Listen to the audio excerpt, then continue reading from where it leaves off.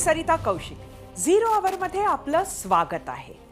कान किर्र आणि डोकं बधीर होईल असा डीजेचा दणदणाट, लेझर लाईटचा झगमगाट आणि तरुणाईचा सळसळता उत्साह। गणपती विसर्जन सोहळ्यावेळी हे दृश्य पाहायला मिळणं काही नवं नाही। उद्या विसर्जनाच्या सर्वात जास्त मिरवणुका निघणार आहेत। पारंपरिक वाद्यांना बगल देत आधुनिक काळात डीजे डॉल्बीच्या तालावर नृत्य करण्याचा नवा पायंडा पडतोय। मात्र ही आधुनिकता जीवावर बेतू लागलीये की काय असा प्रश्न पडणाऱ्या धक्कादायक घटना सांगलीत घडल्या आहेत। डीजेच्या कर्णकर्कश आवाजाने 2 तरुणांचा मृत्यू झाल्याचं सांगण्यात येतंय। 32 वर्षीय शेखर पावशे हा युवक गावातल्या विसर्जन मिरवणुकीत सहभागी झाला होता। मात्र मिरवणुकीतल्या डीजेच्या मोठ्या आवाजामुळे त्याला अस्वस्थ वाटू लागलं। त्याची तब्येत बिघडली, त्याला रुग्णालयातही नेलं। मात्र उपचारापूर्वीच शेखरचा मृत्यू झाला होता। 10 दिवसांपूर्वीच त्याच्यावर अँजिओप्लास्टी करण्यात आली होती। तर वाळव्याच्या दुधारी येथे मिरवणुकीतच नाचणारा 35 वर्षीय प्रवीण शिरतोडे चक्कर येऊन पडला आणि त्याचाही दुर्दैवी अंत झाला। या 2 घटना कानठळ्या बसवणाऱ्या आणि हृदयाची धडधड वाढवणाऱ्या डीजेमुळे झाल्याचं सांगण्यात येत आहे। कानाच्या सहनशक्तीपेक्षा मोठ्या आवाजामुळे रक्तदाब वाढून हृदयाची धडधड वाढते आणि त्यामुळे जीवाला धोका निर्माण होऊ शकतो असं मत डॉक्टरांनी व्यक्त केलंय। याशिवाय सांगलीतच डीजेच्या विरोधात आवाज उठू लागला आहे। तर न्यायालयानं ध्वनी प्रदूषणावर मर्यादा निश्चित केली असली तरी विसर्जन मिरवणुकांमध्ये कोणत्याही नियमांचं पालन होत नसल्याचा आरोप काँग्रेस प्रदेशाध्यक्ष नाना पटोलेंनी केलाय। आजकाल आपण बघतो की बऱ्याच ठिकाणी प्रोग्राममध्ये डॉल्बीचा वापर केला जातो। ज्यावेळी नॉईज पोल्युशन म्हणतो, ध्वनी जास्त असतो, त्यावेळी हृदयातल्या नाड्या ह्या नॅचरली अंकुचन पावतात, त्यामुळे आपले ब्लड प्रेशर वाढतं। मोस्टली त्याच्यामध्ये सुद्धा हेच घडलं असणार आहे की आवाजामुळे त्याचा प्रेशर वाढला असणार आहे आणि त्याला परत हार्ट अटॅक आल्याची शक्यता असणार आहे आणि त्यामुळे हे झाल्याची शक्यता आहे। सरकार लोकप्रियता टिकवण्यासाठी उत्सवाच्या नावावर अशा विभत्सपणाचे करत आहे आणि त्यात जो अशा नाहक तरुणांचा बळी जात आहे त्याचा आम्ही सांगली जिल्ह्यातील एक गणेश भक्त म्हणून निषेध करतो व संबंधितांवर तात्काळ कारवाई करून डॉल्बीवर बंदी नाही आणली तर आम्ही उच्च न्यायालयात दाद मागणार आहोत। डॉल्बीच्या आवाजाने महाराष्ट्रात मृत्यूची घटना घडते। कसं पाहता या घटनेकडे आणि सरकार म्हणून किंवा प्रशासन म्हणून नियमांची अंमलबजावणी करण्यात आपण कुठे कमी पडतोय का? माझा सवाल तुम्हालाच आहे की महाराष्ट्रामध्ये कायदा सुव्यवस्था राहिलेला आहे का? आणि भगवान गणेशजीला आम्ही प्रार्थना करतो की हे जे आहे येड्याचं सरकार हे तातडीनं घालवा आणि या राज्याच्या जनतेला सुरक्षित करा असं प्रार्थना आम्ही भगवान श्री गणेशजीला करतो। कर्णकर्कश डीजेमुळे ध्वनी प्रदूषणात भर तर पडतेच, शिवाय सतत मोठा आवाज कानावर पडत राहिला तर बहिरं होण्याची शक्यताही वाढते। जितका जास्त काळ हा आवाज कानावर आदळत राहील तितका धोका वाढत जातो। त्यामुळे हा धोका कानाला सतत इयरफोन लावून वावरणाऱ्या लोकांनाही असतो। मात्र आजचा आपला विषय हा डीजे डॉल्बीचा, ज्यांच्या कर्णकर्कश आवाजाचा सगळ्यात जास्त परिणाम आजारी व्यक्ती, वृद्ध व्यक्ती, गरोदर स्त्रिया आणि नवजात शिशूंवर होत असल्याचं अनेक रिपोर्टमधून समोर आलंय। यावरच आम्ही आजच्या भागात तुम्हाला प्रश्न विचारला होता। तो प्रश्न पाहण्यासाठी आपण जाऊया आपल्या पोल सेंटरला। आजचा आपला पहिला प्रश्न होता, गणेश विसर्जनाच्या मिरवणुकीमध्ये कर्णकर्कश डीजेचा हट्ट टाळायला हवा का? तुम्हाला सांगायचं होतं होय किंवा नाही।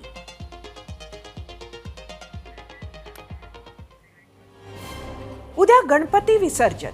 वाजत गाजत आलेल्या बाप्पांना 10 दिवसांच्या पाहुणचारानंतर निरोप द्यायची वेळ। पण बाप्पाला निरोप देताना अनेकांच्या हृदयाची धडधड देखील वाढू लागली आहे। त्याला कारण आहे विसर्जन मिरवणुकीतील कर्णकर्कश डीजेचा धिंगाणा। डीजे केवळ वाजतच नाही तर चांगले हादरे देऊन जातो। मज्जा म्हणून लावण्यात येणारा डीजे अनेक शारीरिक व्याधींना निमंत्रण देऊन जातो। यावरच आहे टीम झिरो आवरचा आजचा हा स्पेशल रिपोर्ट।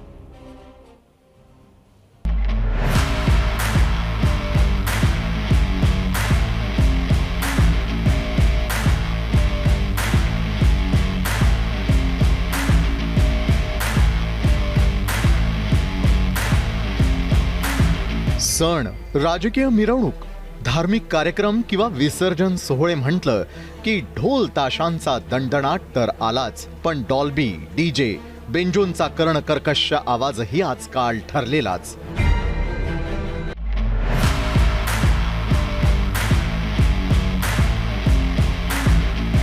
मात्र हाच आवाज जेव्हा मर्यादा ओलांडतो, कांठळ्या बसवतो, तेव्हा हृदयाची धडधड वाढते आणि सर्व होतं ते ध्वनी प्रदूषणामुळे. वाढतं ध्वनी प्रदूषण व्यक्तीच्या आरोग्यासाठी घातक असतं. हे अनेकदा डॉक्टरांनी आणि अनेक संस्थांनी त्यांच्या सर्व्हेमधून दाखवून दिलंय. कोर्टानंही या सर्व्हेचा आधार घेत आवाजाला मर्यादा घालून दिल्यात. तरीही विसर्जन मिरवणुकांमध्ये हे सर्व नियम सर्रासपणे पायदळी तुडवले जातात. या आवाजाचा सर्वाधिक त्रास ज्येष्ठ नागरिक, गरोदर महिला, नवजात बालकं आणि लहान मुलांना होतो. काही डीजेचा आवाज तर एवढा भयानक असतो की तो ऐकून कसला हा आवाज असं म्हणण्याची आणि त्यापासून दूर जाण्याची धडपड सुरू होते. काही डॉक्टरांच्या मते तर डीजेचा कर्णकर्कश आवाज जीव घेणाही ठरू शकतो. ध्वनी प्रदूषणामुळे मानसिक आणि शारीरिक स्वास्थ्य या दोघांवर परिणाम होतो. याशिवाय शारीरिक आणि मानसिक ताण वाढतो तो वेगळाच. ध्वनी प्रदूषणामुळे रक्तदाब आणि हृदयरोगांनाही आमंत्रण मिळतं. मोठ्या आवाजाच्या ठिकाणी हळूहळू बहिरेपणा येतो. हृदयरोग असलेली व्यक्ती मोठमोठ्या ध्वनिवर्धकाच्या आवाजानं दगावण्याची शक्यता असते. गर्भवती स्त्रीच्या गर्भालाही ध्वनी प्रदूषणामुळे हानी पोहोचू शकते.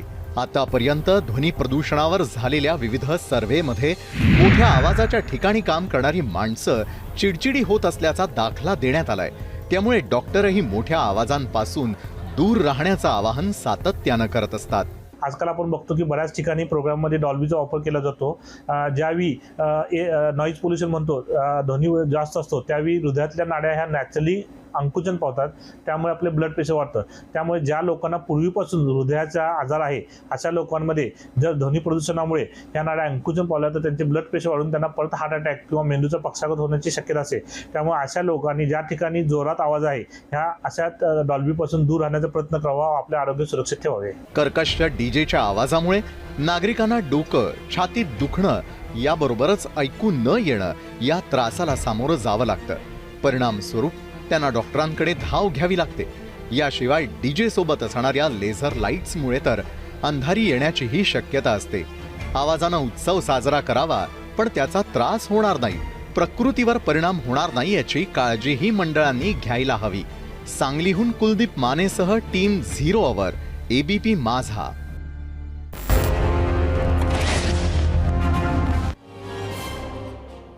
आजारी व्यक्ती, रक्तदाब असणाऱ्या व्यक्ती तसंच हृदयरोगाचा त्रास असणाऱ्यांनी सावध राहून डीजेच्या कर्णकर्कश आवाजापासून दूर राहण्याचा उद्या प्रयत्न करावा. याच विषयावर आम्ही विचारलेल्या प्रश्नावर तुम्ही काय प्रतिक्रिया दिलाय त्या पाहण्यासाठी जाऊया आपल्या मीडिया सेंटरला. आजचा आपला प्रश्न होता, गणेश विसर्जन मिरवणुकीत कर्णकर्कश डीजेचा हट्ट टाळायला हवा का? एक्स वरून मुकुल पळसुळे, हे सगळे निर्बंध हिंदू सणांना का, इतर वेळी आठवत नाही का? एक्स वरूनच दिनकर, रोज सकाळी वाजणारे भोंगे पूर्णपणे बंद झाल्यावर डीजेचा विचार करू. यूट्यूबवरून दत्तात्रय बटुळे, डीजे मधून धार्मिकता कमी जाणवते, त्यापेक्षा पारंपरिक वाद्य संगीत लावावं, ढोल ताशा लेझिम सारखं. यूट्यूबवरून स्वप्नील खराडे, रोज पहाटे दिवसातून 5 वेळेस कर्णकर्कश आवाजाबाबतीत जसं धोरण आहे तसंच विसर्जन मिरवणुकीसाठी असावे. यूट्यूबवरून शिवाजी पाटील, सगळ्याच कार्यक्रमात काहीतरी मर्यादा पाहिजे.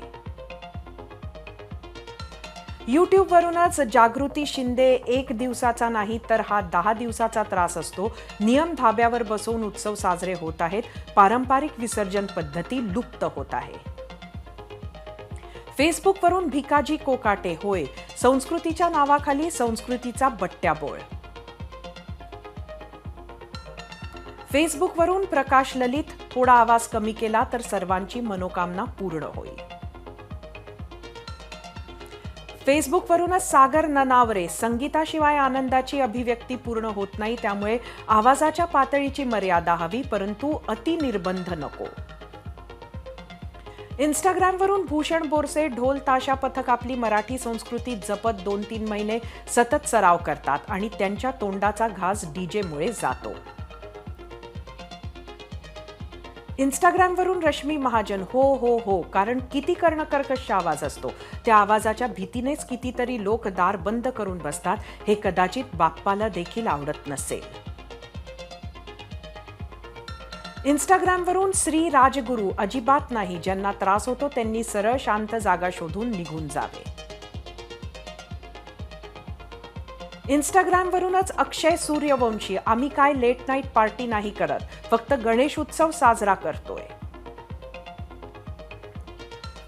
इंस्टाग्रामवरूनच सौरभ पाटील डीजे व्यावसायिकाला जगू द्या, साऊंड सिस्टीम व्यवसाय आहे.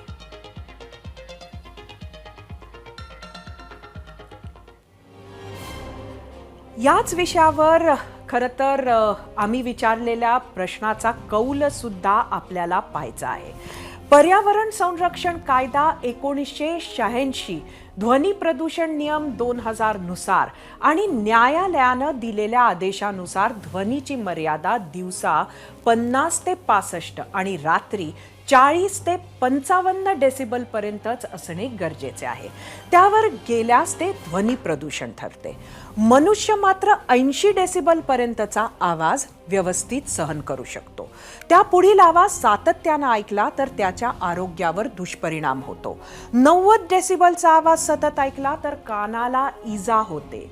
150 डेसिबलचा आवाज ऐकला तर कानाचा पडदा तात्काळ फाटू शकतो. आणि जर तुम्ही 185 डेसिबलच्या पातळीवरचा आवाज ऐकल्यास शरीरांतर्गत अवयवांवर परिणाम होऊन मृत्यू ओढवण्याचा संभव आहे. इतकंच नाही तर मिरवणुकांमध्ये वापरले जाणारे लेझर लाईट्सही तितकेच धोकादायक आहेत, कारण गेल्या वर्षी अनेकांना याच लेझर लाईट्समुळे दृष्टी गमवावी लागली होती. आता वेळ झाली आहे आपल्या प्रश्नावर महाराष्ट्रानं काय कौल दिलाय ते पाहण्याची. ते जाणून घेण्यासाठी आपण जाऊयात आपल्या पोल सेंटरला. जसं तुम्हाला माहिती आहे, आजचा आपला प्रश्न होता, गणेश विसर्जन मिरवणुकीत कर्णकर्कश डीजेचा हट्ट टाळायला हवा का? एकूण 14,000 मतं आलेली आहेत यूट्यूबवर. 86% लोकांचं म्हणणं आहे होय, हा हट्ट टाळायला हवा. फक्त 14% लोकांना नाही वाटतंय. इंस्टाग्रामवर एकूण 20,000 मतं आली आहेत. 61% लोकांना वाटतंय होय, हट्ट टाळायला हवा. फक्त 39% लोकांना वाटतंय नाही. एक्सवर 77% लोकांना वाटतंय होय, 23% लोकांना वाटतंय नाही. फेसबुकवर 66% लोकांना वाटतंय होय, हा हट्ट टाळायला हवा. 34% लोकांना वाटतंय नाही. म्हणजेच जास्तीत जास्त लोकांना वाटतंय की हा हट्ट टाळायला हवा.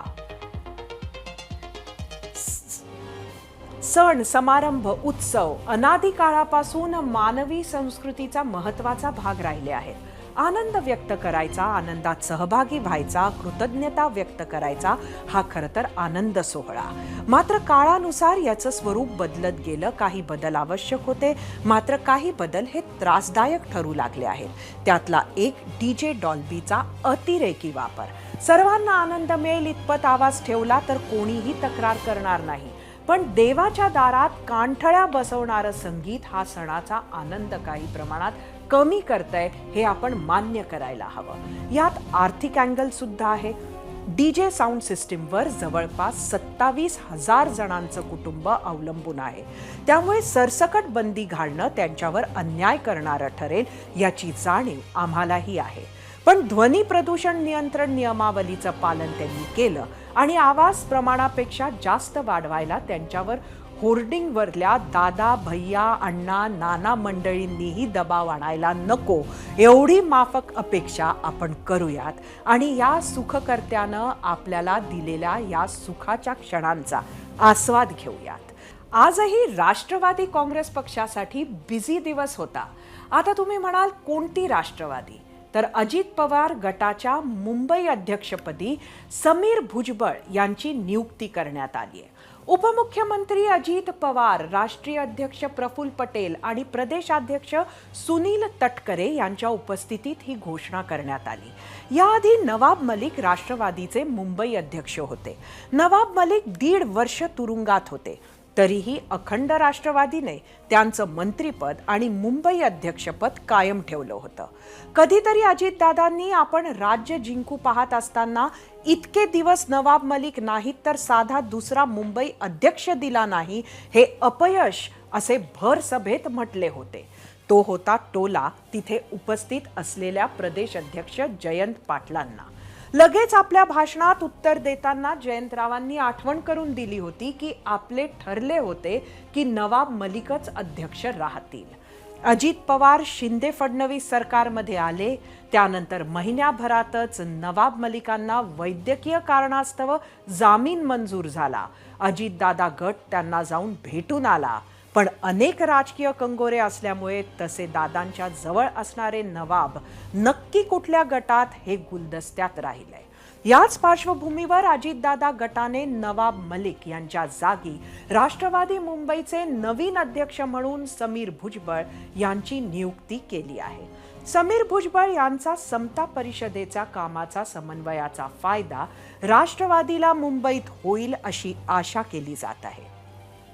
पक्षाचे अध्यक्ष अजित पवार सध्या पुणे ते मुंबई काम तसेच गणपती दर्शनात बिझी आहेत. लालबागच्या राजाच्या चरणी त्यांच्याच एका कार्यकर्त्यानं लिहिलेली चिठ्ठी सुद्धा चर्चेत आली. अजितदादांना लवकरात लवकर मुख्यमंत्री होऊ दे अशी प्रार्थना गणेश चरणी चढवलेल्या या चिठ्ठीतील आहे. यावर भाजपचे मोहित कंबोज यांनी लगेच ट्विटमधून यासाठी 145 आमदार लागतात अशी टीका केली. मात्र अजित दादांवरील हा टोला भाजप श्रेष्ठींनाही रुचला नाही आणि काही वेळातच कंबोज यांना ट्विट डिलीट करणं भाग पडलं. तिकडे सुप्रिया सुळे यांनीही या विरोधाभासाची मजा घेत भाजपमध्ये मूळ कार्यकर्त्यांची उपेक्षा होत आहे, मात्र बाहेरून आलेल्यांची 5ही बोटं तुपात असल्याची टिप्पणी केली आहे. बातमी आपल्या लाडक्या बाप्पाच्या निरोपाची. गेले 10 दिवस ज्याच्या भक्तीत आपण सगळेजण तल्लीन झालो होतो, ज्याच्या आगमनानंतर आपण आपली सगळी दुःख विसरून गेलो होतो, त्याच आपल्या लाडक्या बाप्पाच्या निरोपाची वेळ अवघ्या काही तासांवर आली आहे. पाणावलेल्या डोळ्यांनी आणि जड अंतःकरणांनी आपल्या बाप्पाला निरोप द्यावा लागणार आहे. राज्यात, देशात बाप्पाच्या निरोपाची तयारीही सुरू झाली आहे. मात्र पुण्यात एक वेगळीच चर्चा सुरू आहे. ती म्हणजे यंदा कोणत्या मंडळाचा गणपती विसर्जनासाठी किती वाजता निघणार, प्रसिद्ध अशा अलका चौकात कोणत्या मंडळाचा गणपती किती वेळ उभा राहणार, कोणत्या पथकाचा देखावा चांगला तर कोणत्या पथकाचे ढोल दणक्यात वाजणार, आणि सगळ्यात महत्त्वाचा प्रश्न तो म्हणजे गेल्या वर्षीप्रमाणे यंदाही गणेश विसर्जन 2 दिवस चालणार का? होय, तुम्हाला आठवत नसेल तर आठवण करून देते. गेल्या गणेश विसर्जनाच्या वेळी पुण्यातील मिरवणुका ह्या तब्बल 30 तास चालल्या होत्या. खरं तर हळूहळू करत दरवर्षी ही मिरवणुकीला लागणारी वेळ वाढत 30 तासांवर गेली आहे. या खेपेला तसे होऊ नये म्हणून गणपती विराजमान झाल्याच्या दुसऱ्या दिवसापासून पुण्यात विसर्जन मिरवणुकांच्या कार्यक्रमांवर बैठका सुरू झाल्या. पुणे पोलीस आणि गणेश मंडळांच्या चर्चानंतर उद्याच्या विसर्जन मिरवणुकांमध्ये कसं नियोजन असणार आहे हे सांगण्यासाठी आपल्यासोबत पुणे पोलीस सह आयुक्त संदीप कर्णिक असणार आहेतच. मात्र त्याआधी एक छोटी अपडेट देत, ती म्हणजे यंदा विसर्जन मिरवणुका वेळेत होण्याचा विश्वास अनेक मंडळांकडून व्यक्त होतोय. कारण दरवर्षी पुण्यातील 5 मानाचे गणपती विसर्जित होण्यास संध्याकाळ होते, कधी 8 तर कधी 9 वाजतात. मात्र यावेळी पहिले 5 मानाचे गणपती दुपारी 2:30 वाजेपर्यंत विसर्जित होतील असा दावा पोलिसांनी केलाय. पण त्या पुढचा क्रम मात्र पोलीस अजूनही सांगायला तयार नाहीत. पुणे पोलिसांच्या याच दाव्यावर होता आमचा आजचा दुसरा प्रश्न, आणि तो पाहण्यासाठी आपण जाऊयात आपल्या पोल सेंटरला.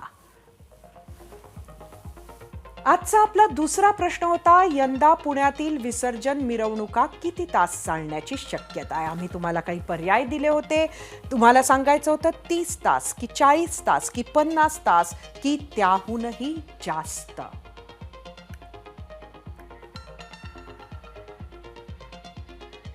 प्रश्नावर महाराष्ट्राचा कौल पाहायचा आहेच, मात्र त्याआधी पाहूयात पुणे पोलिसांनी गणेश विसर्जन मिरवणुकांसाठीची तयारी कशी केली आहे. आणि त्यासाठी जाऊयात आपल्या मीडिया सेंटरला.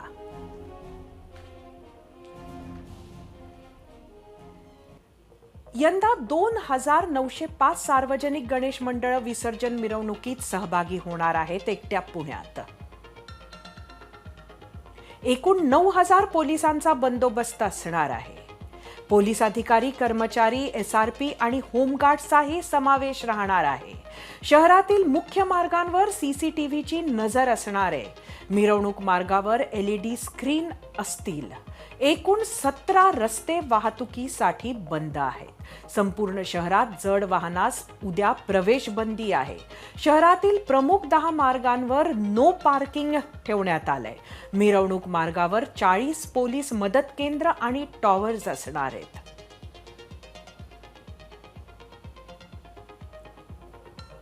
त्याचबरोबर आपण बघूया की पुणे शहरात कुठले रस्ते उद्या बंद असणार आहे. शिवाजी रस्ता, लक्ष्मी रस्ता, बाजीराव रस्ता, कुमठेकर रस्ता, गणेश रस्ता, केळकर रस्ता, टिळक रस्ता, शास्त्री रस्ता, जंगली महाराज रस्ता, कर्वे रस्ता, फर्ग्युसन रस्ता, भांडारकर रस्ता, सातारा रस्ता, सोलापूर रस्ता, प्रभात रस्ता, बगाडे रस्ता, गुरु नानक रस्ता असे 16 रस्ते उद्या पुण्यातले बंद असणार आहे. पुण्यात गणेश विसर्जनात ढोल ताशांसह हजारोंची गर्दी हे आकर्षण असतंच, मात्र त्यापेक्षाही जास्त आकर्षण असतं ते गणेश मंडळांच्या देखाव्यांचं. जितकी तयारी गणेश आगमनाची असते त्यापेक्षा जास्त तयारी विसर्जनासाठीच्या देखाव्यांची असते. दरवर्षी गणेश मंडळांकडून विसर्जन मिरवणुकीसाठी आकर्षक रथ तयार केले जातात. त्यांनी आकर्षक लाइटिंग केली जाते. त्याच रथांसाठी दरवर्षी वेगवेगळी थीम निवडली जाते. त्यानुसार ते रथ तयार केले जातात. गेल्या वर्षी हेच आकर्षक रथ विसर्जन मिरवणुकीत उतरवण्यासाठी मध्यरात्र सुद्धा झाली होती. त्यामुळे अनेक नागरिकांना ती सजावट बघायलाही मिळाली नाही. दगडूशेठ हलवाई गणपतीला विसर्जन मिरवणुकीत सहभागी होण्यास दुसरा दिवस उजाडला होता. अनेक मंडळांना ही दिरंगाई फारशी पटलीही नाही. असं करत विसर्जन मिरवणूक 2 दिवस चालली होती. त्यात शास्त्रशुद्ध पद्धतीत हे बसत नसल्याचंही बोलल्या गेलं. का नक्की दुसऱ्या दिवशी गणपती विसर्जन नको असं म्हटल्या जातंय ते ऐकूया. हा जो गणेशोत्सवाचा शेवटचा अनंत चतुर्दशीचा जो दिवस आहे, हा सगळ्यांनी जास्तीत जास्त 9पर्यंत तरी रात्री आपल्या बाप्पाचं विसर्जन करावं आणि त्याचे आशीर्वाद प्राप्त करून घ्यावं. आता ह्या सगळ्यामध्ये ह्या मिरवणुका लांबत चाललेल्या आहे. दुपारी दुसऱ्या दिवशी पौर्णिमेच्या दुपारी 2-2:30पर्यंत ह्या मिरवणुका चालतात. म्हणजे मिरवणुकीमध्ये जी उत्सवाची मूर्ती असते ती वेगळी असते आणि पूजेची मूर्ती वेगळी असते. ती पूजेची मूर्ती पौर्णिमेला दुपारी विसर्जन होते, हे एकंदर धर्मशास्त्राच्या दृष्टीने काही योग्य नाही. माझी सगळ्या गणेश मंडळांना, त्यांच्या कार्यकर्त्यांना अशी विनंती आहे की आपण ज्याला आनंदाने बोलवलं आहे त्याला आनंदाने योग्य वेळेला निरोप द्यावा आणि ह्याच्यातच सगळ्यांचं हित आहे. आणि मिरवणूक लांबव, उद्या आणखीन काही वर्षांनी 40 तास मिरवणूक चालेल, पण हे योग्य नाही आहे. यंदा यावर नियंत्रण आणण्यासाठी पोलिसांनी मेगा प्लॅन आखलाय. त्यानं काही फरक पडेल का, तर त्यावर गणेश मंडळांना काय वाटतंय ते पाहूयात. श्रीमंत दगडूशेठ हलवाई गणपती बाप्पांची विसर्जन मिरवणूक ही आम्ही एक उत्सवापूर्वीची 1 महिना अगोदर जाहीर केलेली वेळ होती. दुपारी 4 वाजता ही निघणार आहे. तत्पूर्वी 3:30 वाजता मंदिरामध्ये राज्याचे उपमुख्यमंत्री माननीय नामदार श्री अजितदादा पवार हे सपत्नीक बाप्पांचा अभिषेक करतील आणि त्यानंतर बाप्पांची महामंगल आरती होईल आणि बाप्पांची मूर्ती ही विसर्जन रथामध्ये ठेवली जाईल आणि विसर्जन मिरवणुकीला आरंभ होईल. त्याचप्रमाणे ही वेळ निवडायचं कारण त्या वेळेमध्ये फारशी पोलिसांच्या रेकॉर्डप्रमाणे कुठली मंडळं जायला इच्छुक नसतात आणि विसर्जन मिरवणूक ही अनंत चतुर्दशीला संपवली पाहिजे. यावर्षी तेच नियोजन आमची सगळ्यांची एकमत, मंडळांचे आणि पोलीस प्रशासनाचं एकमत झालं आहे की कुठेही गॅप ठेवायची नाही. मानाचे 5 गणपती गेल्यानंतर इतरही मंडळ जे आहेत 10-15 मंडळ त्यांना सोडायचे. त्याच्यानंतर श्रीमंत दगडूशेठ हलवाई गणपती 4 वाजता विसर्जन मिरवणुकीत सहभाग झाल्यावर त्यांच्या मागे पण अजून मंडळांची ही भावना आहे. त्यात गेल्या खेपेला कोविड नंतर आपले सरकार आले असे म्हणत महायुतीच्या नव्या सरकारनं सर्व सण उत्साहात साजरे करणार असे घोषित केल्यामुळे पोलीस प्रशासनानं ही सूट दिली होती आणि त्यातच हे 30 तास मिरवणूक चालली. खरं तर पोलिसांना यावर नक्की काय म्हणायचे हे सगळं आपण जाणून घेणार आहोत. आपल्याबरोबर अगदी थोड्याच वेळात पुण्याचे पोलीस सहआयुक्त संदीप कर्णिक राहणार आहेत. यावर त्याआधी मात्र महाराष्ट्राची काय भावना आहे ते पाहण्यासाठी आपण नेहमीसारखं जाऊया आपल्या मीडिया सेंटरला. आजचा आपला प्रश्न होता, यंदा पुण्यातील विसर्जन मिरवणुका किती तास चालण्याची शक्यता आहे. यूट्यूबवर मनीष बोरकर, सर्व मिरवणुका हिंदू धर्मांच्या परंपरेने व्हायला हव्यात. अमोल यूट्यूब 30 तास तरी नक्कीच. यूट्यूबवरूनच श्रीकांत शेवगावकर, गणेश विसर्जनाचे काही शास्त्र आहे, पावित्र्य आहे, पण आता कोणाला त्याचे देणे घेणे नाही. कर्कश डीजे वाजवणे, हिडीज अंगविक्षेप करून नाच करणे इत्यादी प्रकार सर्रास चालतात. एकदम चुकीची पद्धत. फेसबुकवरून राज लोहार, पोलीस प्रशासनानं जो वेळ दिला आहे त्यामध्येच विसर्जन होईल. फेसबुकवरून कैवल्य देशमुख, आता तर गणेशोत्सव 10 दिवस आणि मग विसर्जन मिरवणूक, पण 10 दिवस हाच पायंडा आता पाडला पाहिजे.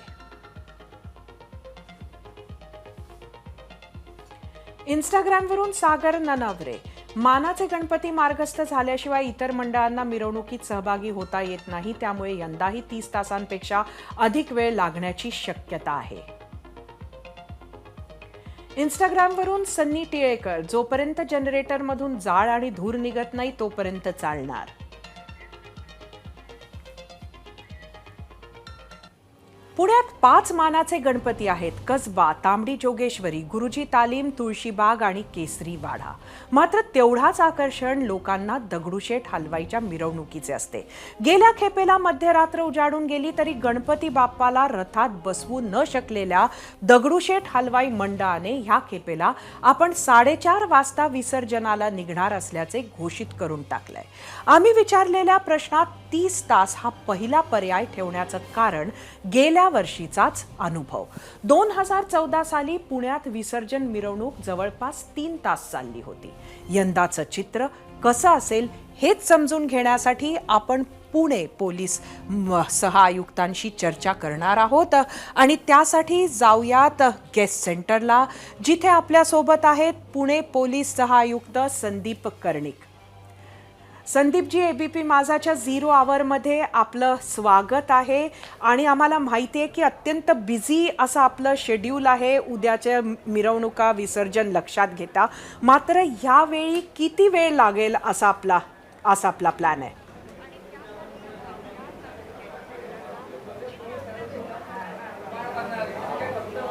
मॅडम नमस्ते.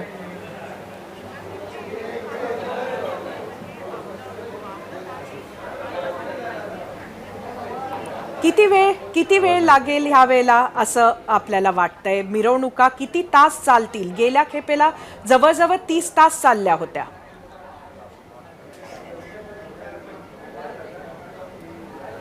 नमस्ते. गेल्या वेळेला जी मिरवणूक झालेली होती आणि विसर्जन झालेलं होतं तर त्याच्यामध्ये साधारण 30 तासाची विसर्जन मिरवणूक झालेली होती. पुण्यामध्ये दरवर्षी मिरवणूक दुसऱ्या दिवशीपर्यंत चालते. यावेळेला आम्ही सर्व मंडळांचं बैठका घेतलेल्या आहेत आणि सर्वचं कोऑर्डिनेशन केलेलं आहे आणि सर्वांनी आपापल्या वेळा निश्चित केलेल्या आहेत आणि विहित वेळेमध्ये विसर्जन करणार अशा प्रकारचं त्यांनी नियोजन केलेलं आहे. तर त्याप्रमाणे मिरवणूक लवकर संपेल अशी अपेक्षा आहे. किती वाजेस्तोवरचं टार्गेट आहे?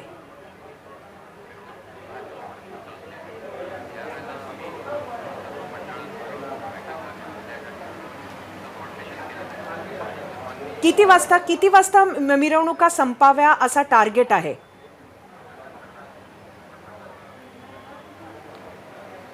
दरवर्षीचं जे टार्गेट आहे, मागच्या वर्षी 2-2:30पर्यंत मिरवणूक संपल्या होत्या आणि त्याच्या आधीच्या वर्षी 10 ते 10:30च्या दरम्यान मिरवणुका संपतात. तर त्याआधी मिरवणुका संपतील यावेळेला असं अपेक्षित आहे. खरं तर एकंदरीत असं आहे की आपण अलका चौकामध्ये लोकांना 10 मिनिटं ढोल ताशे वाजवण्याचं थांबायची जेव्हा मुभा दिली तेव्हा अनेकांनी त्याचा आपलं ती वेळ मर्यादा पार ओलांडली. काही लोक 1.5 तास तिथं थांबून होते, ज्यामुळे मिरवणुकीला उशीर झाला. या खेपेला असं होणार नाही ह्याच्यासाठी काय दक्षता घेण्यात आलेली आहे? अलका टॉकीज चौकामध्ये 4 ते 5 रस्त्यांवरून मिरवणुका येतात आणि त्या ठिकाणी त्यामुळे जॅमिंग होतं. तिकडे लिमिटेड टाईम प्रत्येक मंडळाला दिला जातो.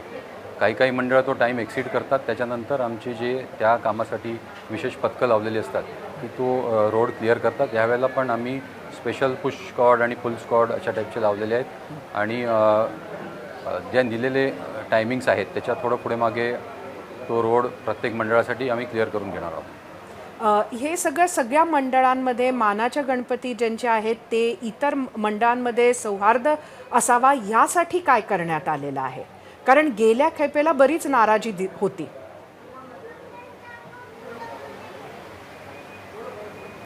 यावेळेला अनेक कोऑर्डिनेशन मीटिंग्स सर्व मंडळांबरोबर झालेले आहेत. मानाचे गणपतीचे त्यांची मीटिंग्स आम्ही घेतलेल्या आहेत. आपापसातही त्यांचं कोऑर्डिनेशन खूप चांगल्या प्रकारे झालेलं आहे आणि कोण किती वाजता निघणार आणि त्याचं नियोजन काय असणार आहे याचं मायक्रो प्लॅनिंग पोलिसांनी त्यांनी एकत्र केलेलं आहे. त्याचबरोबर त्यांनी आपापसात पण खूप चांगलं कोऑर्डिनेशन ठेवलेलं आहे. त्यामुळे ह्यावेळेला अपेक्षित आहे की खूप एक मागच्या वेळेपेक्षा वेगळं चित्र आपल्याला बघायला मिळेल. खरं तर कुठेतरी आधी एक क्रम आपण सांगायचे, मात्र ह्या खेपेला आपण क्रम सांगितलेला नाहीये मानाचे गणपती वगळता. तर तो क्रम सांगायला काही अडचण आहे का?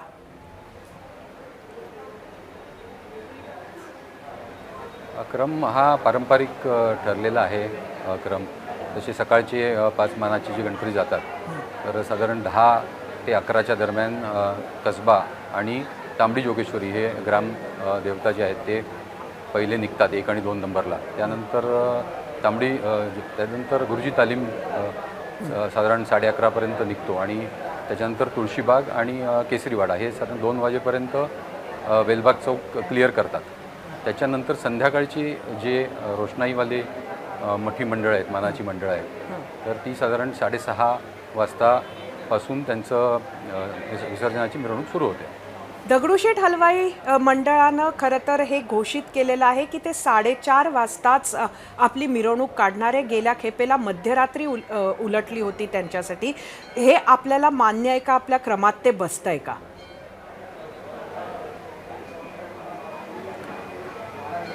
दगडूशेठ हलवाई गणपती ट्रस्ट जो आहे त्यांनी 4चं टाईम दिलेलं आहे. साधारण 4-4:30च्या दरम्यान ते निघणार आहेत. तर आपण जर पूर्ण क्रम बघितला तर पहिले 5 मानाचे गणपती हे गेले, बेलबाग चौकातून पास झाले तर साधारण 2 वाजेपर्यंत ते दरवर्षी पास होतात. त्यांना आपण तासभर पुढे मागे जरी झाला तरी साधारण 3-3:30पर्यंत ते पास झाले तरी त्यानंतरचा जो रोड आहे तो दगडूशेठ हलवाई गणपती जर 4 किंवा 4:30ला निघाले तर ते बेलबाग चौकातून पास होऊ शकतात. आणि त्याच्यानंतर साधारण 6:30 वाजता जिल्ब्या मारुतीपासून परत जी संध्याकाळची रांग आहे ती सुरू होणार आहे. त्यामुळे हा टाईम जो आहे हा त्यांनी डिक्लेअर केलेला टाईम आहे आणि त्याप्रमाणे सर्वांना तो कन्व्हिनियंटही वाटतो आणि आम्हालाही कन्व्हिनियंट वाटतो. धन्यवाद सर, आपण ही माहिती आमच्याबरोबर शेअर केली आणि सगळ्यात महत्त्वाचं म्हणजे तुम्हाला उद्याच्या सर्व व्यवस्थापनासाठी आमच्याकडनं खूप खूप शुभेच्छा. आता वेळ झाली आहे आजचा पोल पाहण्याची आणि त्यासाठी आपण जाऊया आपल्या पोल सेंटरला. आजचा आपला प्रश्न होता, यंदा पुण्यातील विसर्जन मिरवणुका किती तास चालण्याची शक्यता आहे? यूट्यूबवर एकूण 13,000 मतं, 67% लोकांनी म्हटलंय 30 तास, 11% लोकांनी म्हटलंय 40 तास, 8% लोकांनी म्हटलंय 50 तास, तर 14% लोकांनी ह्याहूनही जास्त लागू शकतो वेळ असं म्हटलंय. इंस्टाग्रामवर एकूण 4,500 मतं पडली. 41% लोकांना वाटतंय 30 तास, तर 28% लोकांना वाटतंय त्याहूनही जास्त, म्हणजे 50 तासाहूनही जास्त. 14% लोकांना वाटतंय 40 तास, 17% लोकांना वाटतंय 50 तास. एक्सवर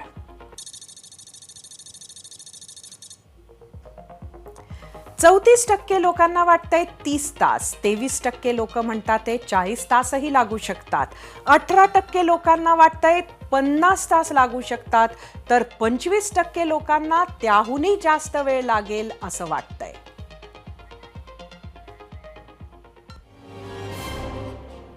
दरवर्षी विसर्जन मिरवणुकीत सहभागी होणाऱ्या ढोल ताशा पथकांना जास्तीत जास्त 40 ढोल आणि 10 ताशे यांचं सहाय्यानं वादन करण्याची मुभा होती. यावर्षी ही मर्यादा वाढवून 50 ढोल आणि 15 ताशे करण्यात आली आहे. त्याचबरोबर जास्तीत जास्त 2 ढोल ताशा पथकांची अट काही गणेश मंडळांसाठी शिथिलही करण्यात आली आहे. अलका चौक या मंडळांना घेऊन ढोल ताशे वाजवत तिथं थांबण्याचा एक महत्त्वाचा चौक आहे. इथं 10 मिनिटं थांबण्याची प्रत्येक मंडळाला परवानगी असताना तिथे 1.5 तास थांबलेल्या मंडळांमुळेही गेल्या खेपेचं नियोजन बिघडले होते. गणपती बाप्पा मोरया, पुढच्या वर्षी लवकर या, अशाच जयघोषात आपण आपल्या बाप्पाला निरोप देणार. आपणही आपल्या लाडक्या बाप्पाला निरोप देताना पोलिसांना सहकार्य करूच. मात्र निरोपाची ही मिरवणूक त्यांच्यावरचा ताण वाढवणारी ठरू नये, यासाठी प्रत्येक भाविकानंही पुढाकार घेण्याची गरज आहे. यंदाचं विसर्जन 30 तास चालणार की त्याआधीच विसर्जन पूर्ण होणार हे अवघ्या काही तासांमध्येच आपल्याला कळणार आहे. पुण्यातील गणेश मंडळ सज्ज आहेत, ढोल ताशा पथकं सज्ज आहेत, भाविकही सज्ज आहेत आणि फक्त पुण्यातच नाही तर राज्यातले सगळेच गणेश मंडळ सज्ज आहेत. त्याच विसर्जन मिरवणुका कोणत्याही विघ्नाशिवाय पार पाडण्यासाठी महाराष्ट्र पोलीसही तयार आहेत.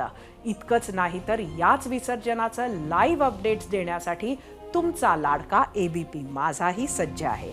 त्यामुळे तुम्हीही घरबसल्या राज्यातल्याच नाही तर देशातल्या गणपतींच्या विसर्जन मिरवणुका पाहण्यासाठी पाहत राहा ABP माझा.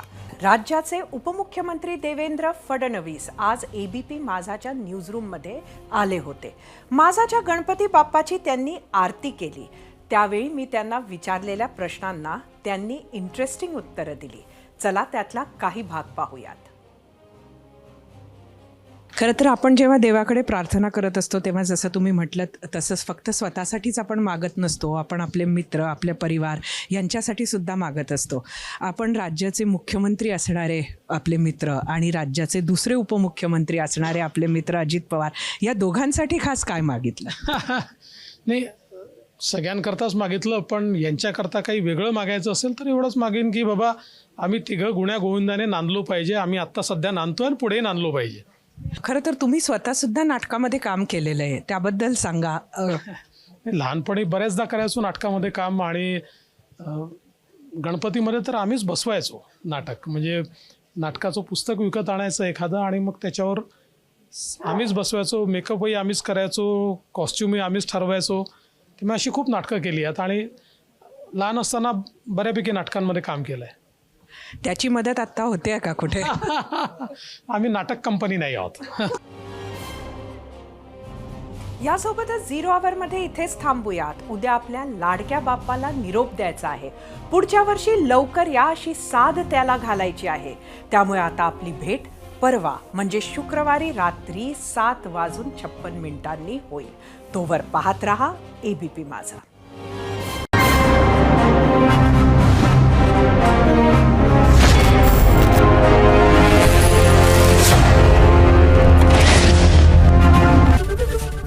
ABP माझा, उघडा डोळे बघा नीट.